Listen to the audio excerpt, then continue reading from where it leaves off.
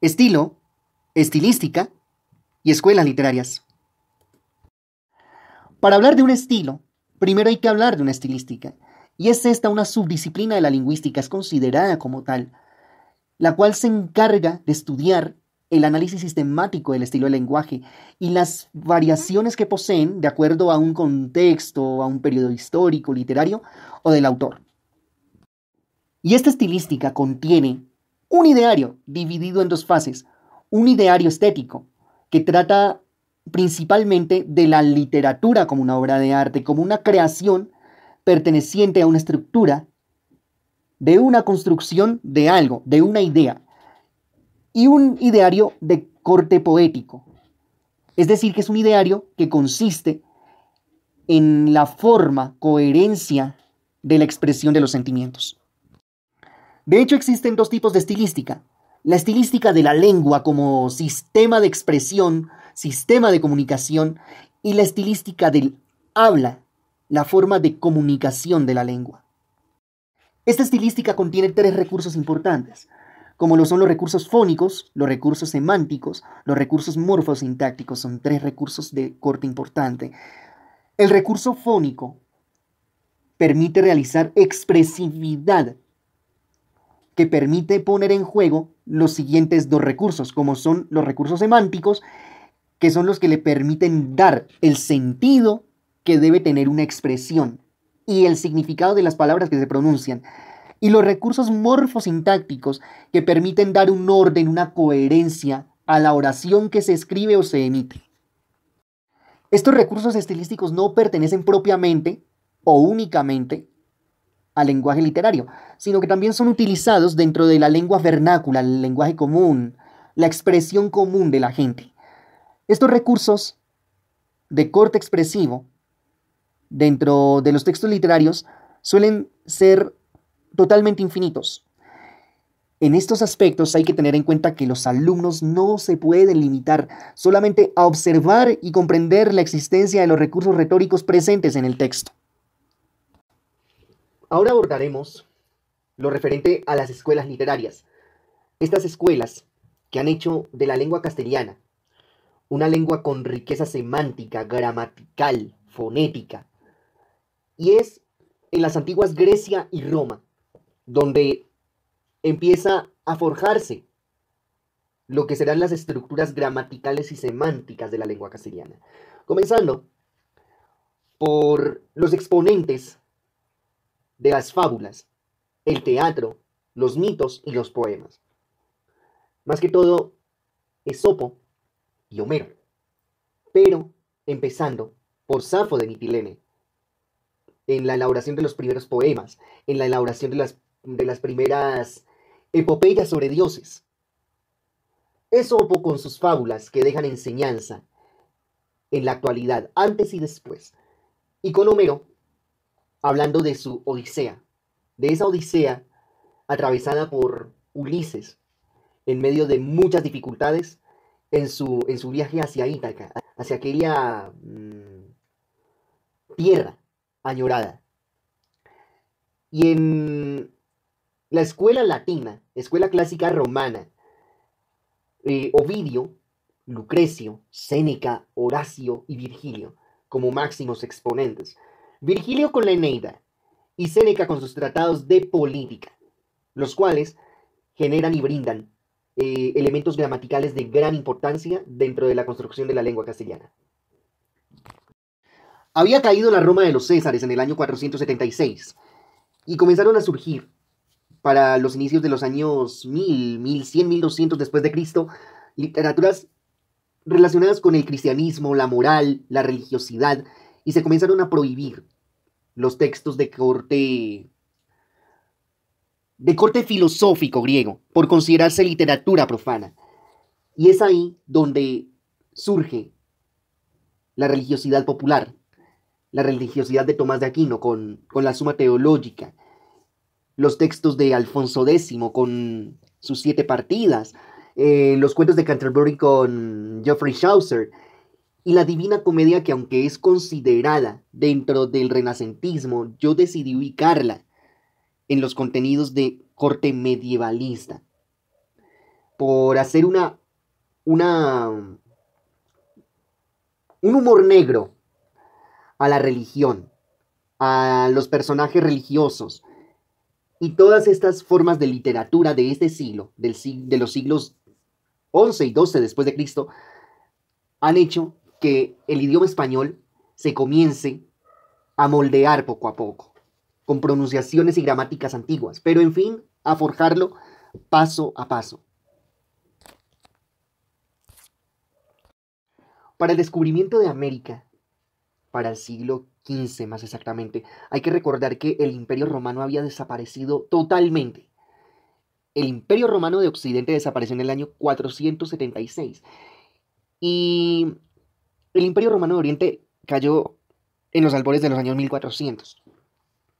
Entonces, España ya había empezado a dar sus primeras luces, lo mismo que otras regiones, por ejemplo Inglaterra.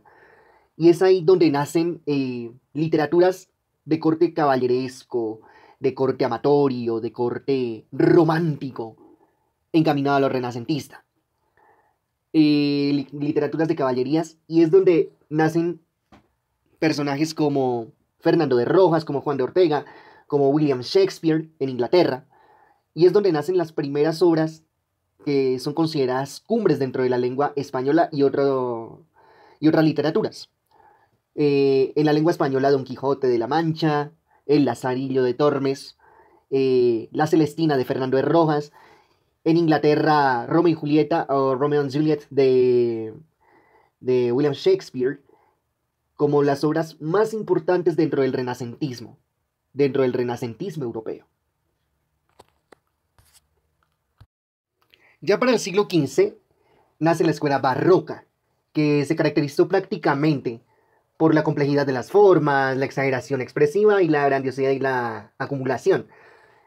En este tiempo surgen escritores de la talla de Luis de Góngora, Baltasar Gracián, Francisco de Quevedo y Pedro Calderón de la Barca en España, con escritos como La fábula de Polifemo y Galatea, El Criticón, La vida del Buscón y La vida es sueño, uno de los textos más famosos escritos por Pedro Calderón de la Barca.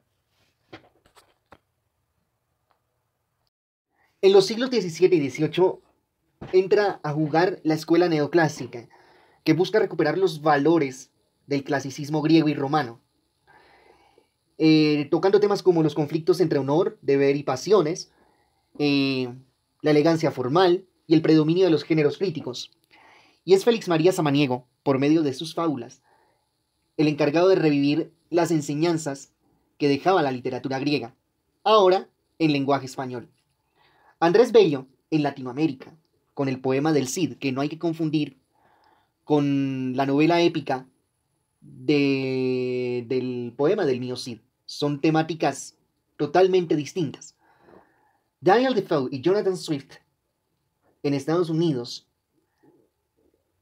por medio de los viajes de Gulliver en manos de Jonathan Swift, y Daniel Defoe con Robinson Crusoe, se encargan de dar novelas de aventuras, de seres imaginarios, realidades y aventuras de personajes que nacen de la mente de estos autores. Hemos dejado atrás los albores de la lengua castellana, lo medieval, lo renacentista, lo barroco, lo clásico. Y hemos de entrar al siglo XIX, el siglo donde el español ya tiene bases sólidas, unas bases bastante sólidas, con una escuela como la romanticista, que permite la búsqueda de la libertad, lo legendario y lo esotérico, la exaltación del yo y la expresión de los sentimientos. Y es en Wolfgang Goethe, con las cuitas del joven Werther, el preludio de William Wordsworth, la peregrinación de Childe de Lord Byron, Annabel de Edgar Allan Poe y María de Jorge Isaacs Ferrer como máximos exponentes de la luz romántica, del español romántico, romanticista, el estilo elegante en sus escritos, escritos llenos de amor, llenos de muchos sentimientos, afloramientos y elementos importantes que constituirán un aporte importante dentro de la lengua castellana.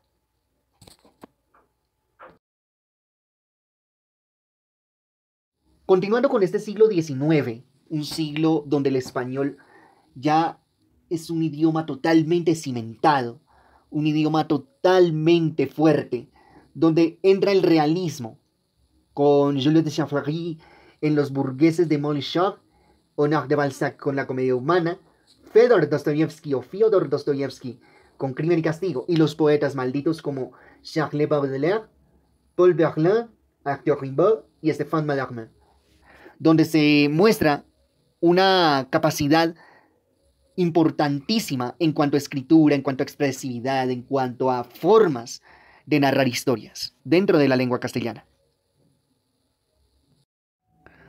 Nos vamos acercando poco a poco al final de una travesía literaria, y es cuando a finales del siglo XIX estalla el modernismo, la ruptura de la estética vigente, el cansancio hastío de la vida, la melancolía, la angustia, la tristeza, los amores imposibles y las formas de erotismo.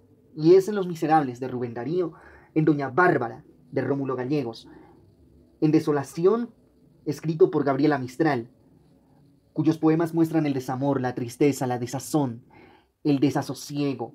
En El Nocturno 3, escrito por José Asunción Silva Gómez, unos poemas dedicados a un amor prohibido, a su prima Elvira, un amor no correspondido, un amor condenado.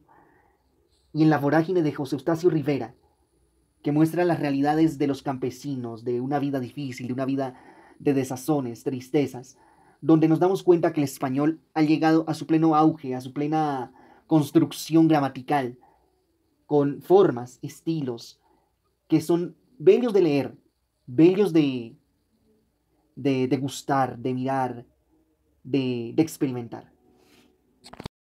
Después de todas estas épocas de cimentación de la lengua en sus diversas formas, dentro de diversas culturas, idiomas, pensamientos, se entra a una escuela posmodernista, en la cual nace la parodia y nace el humor negro y se rechazan las distinciones entre géneros y formas de escritura. Y es donde entran el chileno Nicolás Guillén, el argentino Jorge Luis Borges, Juana de Ibarburu y Alfonsín Stormy a manejar sus obras más cumbres, donde tratan temáticas de humor negro, burlescas, un tanto picarescas, pero que en sí contienen elementos gramaticales supremamente importantes, supremamente ricos de explorar, ricos de ver, ricos de leer, interesantes para conocer. Ya el español ha tomado forma y entra en la escuela vanguardista, donde se habla de un desarrollo literario y se lucha contra los principios establecidos. Se forma un sentido original a los valores que se establecieron en el pasado. Y es Manuel Maples Arce con Verbe, Tristán Tzara con Siete Manifiestos y Felipe Tomás Marinetti, que es italiano, con Mafarca el Futurista, donde se empieza a desglosar un tanto más aquellos horizontes donde la lengua castellana siempre estuvo soñando, desde aquellos días, tiempos, momentos en los cuales se adentró este idioma dentro de lo clásico, se empezó a formar entre gramáticas, fonéticas y elementos de suma importancia para hacer de la lengua española lo que es hoy día, un idioma rico, interesante, eh, con muchísimas formas, muchísimos exponentes y muchísimos pensamientos.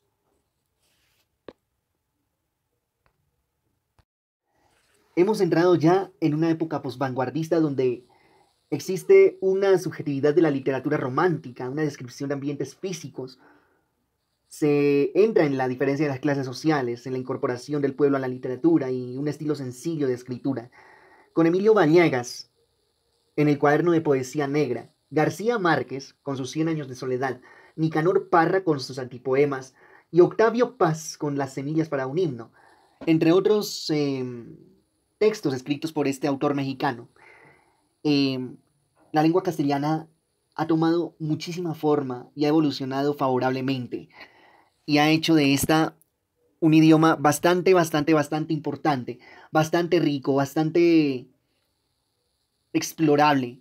Y las obras de artistas clásicos, renacentista, románticos, entre otros, se han traducido al idioma español para que nos asombremos, nos deleitemos con estas formas de escritura, con estas formas de pensamiento, formas de expresión que este idioma nos ha permitido conocer. Finalmente, para la época contemporánea, esta época que estamos viviendo, desde 1940 hasta la actualidad, en este presente, se han empezado a ver autores supremamente importantes que tratan realidades políticas, cambios sociales, realidades culturales, y es ahí donde entran, por ejemplo, Mario Vargas Llosa con La ciudad y los perros, este autor peruano que ha tenido otros textos como Los perros, los jefes y otras obras de gran importancia. En Colombia, Gustavo Álvarez Gardiazabal con un libro llamado, una novela llamada Cóndores no entierran todos los días. Piedad Bonet con Explicaciones no pedidas, un texto de poemas hermoso. Y Jorge Franco Ramos, mostrando la realidad de su tierra, de su ciudad, por medio de Rosario Tijeras, una novela que relata de manera explícita los problemas de narcotráfico, pandillas y situaciones sociales de esta parte del país. Quiero agradecerte por haber estado presente en este viaje un tanto largo pero sustancioso, en este abordaje de la lengua castellana como, como, como elemento importante para cada uno de nosotros en el proceso de comunicación por medio de la literatura. Ha sido maravilloso compartir contigo esta experiencia importante, esta experiencia que ha sido realmente feliz. Y afortunadamente hemos terminado esta linda travesía. Muchas gracias.